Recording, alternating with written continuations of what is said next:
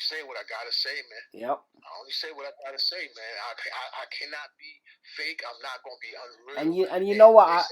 I'm thankful because, to be honest with you, I'm gonna just keep it real, like, because we didn't grew up and we didn't heard so many different artists that, and a lot of them they kick stuff that sound good and it sound real and it sound like they down. And sometimes you meet these people and you get so disappointed because it ain't necessarily in their, well, it ain't for me to judge and say what's in their heart, but I remember I'm gonna go slightly off topic. I remember a few years back I did some stuff with the Outlaws and I brought them over to the UK, and I was trying to explain and convey to young Noble of the Outlaws just the importance of what Tupac and the message and the music, and he was just like, yeah, and I'm like, but even talking to you so thus far in the stuff that I said, I could see that you receive and you appreciate on just the level that so it's a two-way thing. But there's a lot of artists out there as well. They kick the deep stuff, and it ain't for me to say that they ain't really deep like that. But sometimes you try and show them that I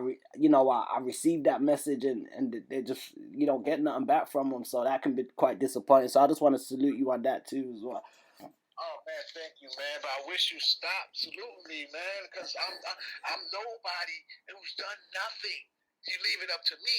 I've done nothing and I'm nobody because my people are still fucking killing each other. Man. So my job is nowhere near done. So it's hard for I take the little accolades and I appreciate them. I ain't done what I need to do. I've done some things, and to a lot of people, it's a lot, and I agree. I've done some, I got some things, you know what I mean? But it's my true job has not been touched. My true job has not been touched because the people can't hear. They can't hear me talking on the song with Tupac about the black cop. They don't know that's what I'm talking to, like, the black cop in the neighborhood. Yep. Like, come on, man, what you doing? There you go. We came here and changed, and our crime was being black. We came here and changed. And then when they had to take the physical chains off, they put other chains on. So yep. It's like, how don't we realize that? That's all we dealing with. Nah, it's tough because, like you said, not everybody at the same even level of just not even just intellect, but even being able to process what's going on. And a lot of us we hurt, a lot of us we don't. It's like when you mention certain things to some black folk and they just go quiet. They don't want to really entertain the notion of it. It's just easier to a lot of hurts happen. Yeah, I think we're still in that hurting process overall, man. So, and of course we are, cause we still hurting each other as well. So the hurt ain't stopped for many years. It's sad, man. It's really, really, really, really, really sad to be the original people of the planet, the original kings, Facts. The original builders, the original people with math and science, the original people who have love and compassion and this, that, and the third, and can build this and that. And for us to be against each other, they have tried to take us out many times. They just can't do it. If you kill the black man, you kill the whole planet. Everybody, yeah, they ain't gonna exist. So which I do. Believe that. I ain't gonna get too deep into that, but because we got a lot of other listeners, and we ain't trying to offend no other listeners out there, but we're talking facts and we're talking science, and we can get into it from many levels. But it's funny you say that because I was thinking earlier that we're so not necessarily hated by others, and I was thinking in one aspect. Nobody doesn't ultimately have the power or control to sort of hold us down, but they overrule us by our own ignorance or lack of knowledge. And because if most people even knew who they was and felt and really was firing from that, then other people couldn't really treat you like shit. They couldn't really look down their nose at you. They couldn't look at you as any less than what you are. But because most of us, we don't know nothing, and we've come into a new sort of programming where they've been able to program people with a new sort of identity of what to accept, of what it is to be, whether it's human, whether it's black, whether it's Afro, whatever it is, through all these titles and stuff like that. So people's minds have just been completely sort of reset and reprogrammed, which is I think a big part of the problem. And not just black people, all people, but yeah, you know what's gonna happen? It's gonna be a white man that's gonna be tired for the black man. He's gonna be tired. He's gonna be the one to be like, listen, man, this shit gonna stop. Yep. He Well, gonna be the one that say to the real hard, you niggas is gonna stop this acting like niggas shit. well, You're a black man. I think as we see in a lot of things, a lot of black people they only that's the only time they're gonna listen is really when it comes from somebody white or somebody else, because we've had so many teachers and scholars in different ways teach us and try and raise us up, and some have been risen up, but a lot of people they ain't listening to no other black folk, man, unless it comes from somebody they deem as from the establishment with certain kind of credit, and it's like, okay, it's okay to listen to them. We can listen to what they say and accept. It's gonna be Eminem. It's gonna be Eminem and shit. I mean, why? Eminem's gonna be like, oh, you niggas is acting stupid now. That's it. I had enough. That's it. Stop killing each other. Cut it out. I mean, I'm gonna ask you, what do you think Eminem? I won't go too much on Eminem, but one thing that always not got me. One thing that always interested me when I used to see all these rappers, God, and they would all be like, they'd all put M in their top 5, and I'd think, that just sound like politics to me, because not to take away nothing from the guy's talent, but I don't think there would be so many rappers like, Redman, all these people in there all putting M in their top 5, and I was thinking, I don't know, this all seem a bit. Eminem is not my top 5. He's in my top 10. Okay. He's in my top 10. Because Lil Wayne, see, I ain't even get to finish about the Lil Wayne shit. Real quick. When I battled Lil Wayne ended up going to college. When he went to college, he took up linguistics. When he came from college, he did a song called Fireman. And from there, he was one of the best after that. He learned how to rap learned how to rhyme after that. After that, you couldn't stop him. And Lil Wayne will fuck Eminem up.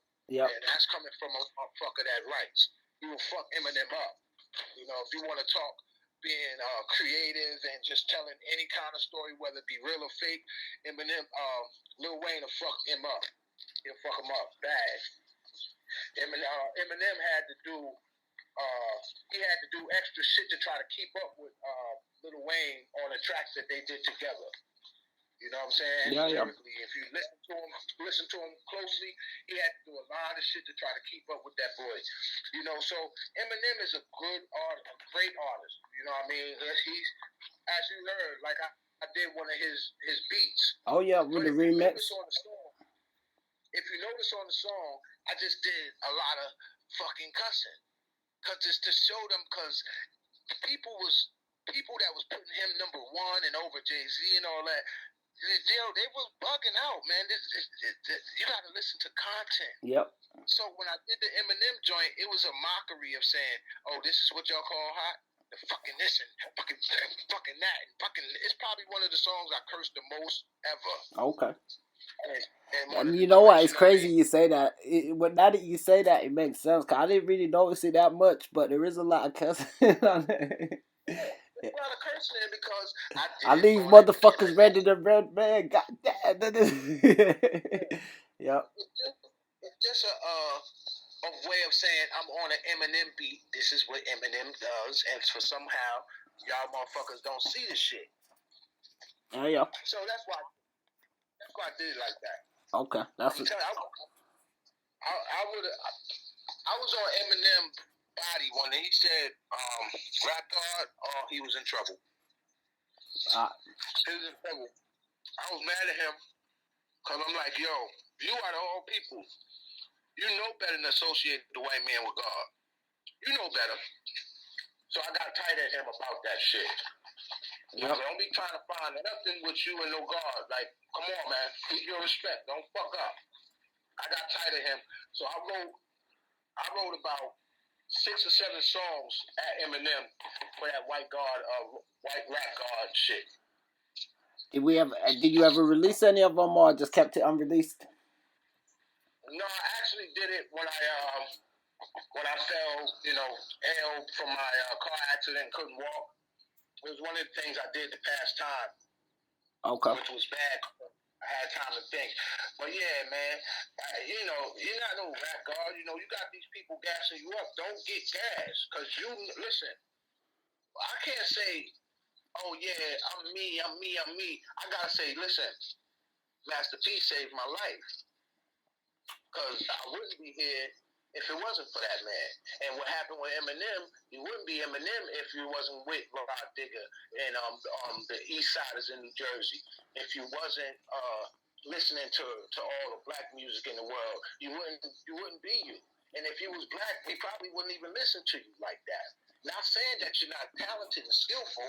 It's just that if you was black, that wouldn't probably it wouldn't make no sense to us. Yeah, I think, Benzino said that before, and he got a lot of negativity for it. And to be honest, I think, some people were riding with him because of it. And, Pace One, as you mentioned from the Outsiders, he actually did release a song where he expressed that, where Eminem had taken their inner expression and turned it into a bit of a joke style and stuff like that, which, a lot of people weren't really up on the music. They wouldn't really know all of that. So yeah, yeah, and Rod, as you said, Rod Digger from the Outsiders as well. Before she was like Outsiders Flip Mode first, Outsiders then Flip Mode. So now, see, now that's another story because Rod Digger was there when I battled Busta Rhymes, and she was like, "Holy shit!" the whole time. She was kind of looking at him like, "You're not gonna win this one." Right. Like she knew. Yep. She, nobody else in there wanted no parts. Put it like that. Ain't nobody try to jump in. Ain't nobody try to say nothing slick out their mouth. Everybody was like, "Yo, you an ill nigga." That's all they kept saying. Even KRS One. Like, yo, and plus, that's what he don't understand. Must understand. I'm an uptown nigga. Now, I live in Brooklyn, but my family is all in the Bronx. So, KRS One, someone I look up to, was in the room when I battled him. Oh, I'm gonna kill you. Yep. And was Scott LaRock there? Was Scott LaRock there as well? Scott LaRock was. You gotta remember, this was 97, 98 or 97. One of them. Okay. Scott LaRock got murdered in the 80s. Okay. Yeah. Hey, I did a remix to Just Ice. It's called You Noticed That. You ever saw that on YouTube? But I think that's why I mentioned it, because I just remember you shouting out. You was probably doing some shout outs on one of those songs. That's the one where that's that. Oh yeah, actually yeah, that's what it is. That's the song where it is on YouTube, and you start it off and on the old school, then you flip it. Right.